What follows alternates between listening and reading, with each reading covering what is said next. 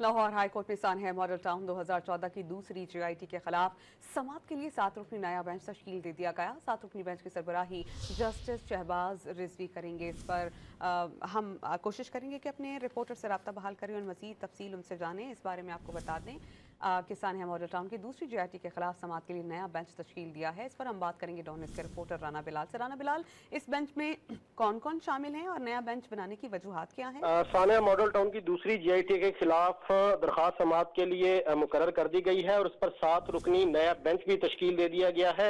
इस 7 रुकनी बेंच की सरबराही जस्टिस शहबाज रिजवी करेंगे और दीगर अरकान में जस्टिस चौधरी मोहम्मद इकबाल, जस्टिस सरदार सरफराज डोगर समेत दीगर जजेस शामिल हैं और रजिस्ट्रार ऑफिस की जानिब से इन दरखास्तों को समाअत के लिए मुकर्रर कर दिया गया है। 1 नवंबर को इन दरखास्तों पर समाअत का आगाज होगा और ये दरखास्तें मुकदमा नंबर 510 के मुद्दई पुलिस अफसर अब्दुल कादिर की जानिब से दायर की गई हैं और दरखास्त गुजार की जानिब से सीनियर कानूनदान बुरहान मुअज्जम मलिक अदालत में पेश होंगे।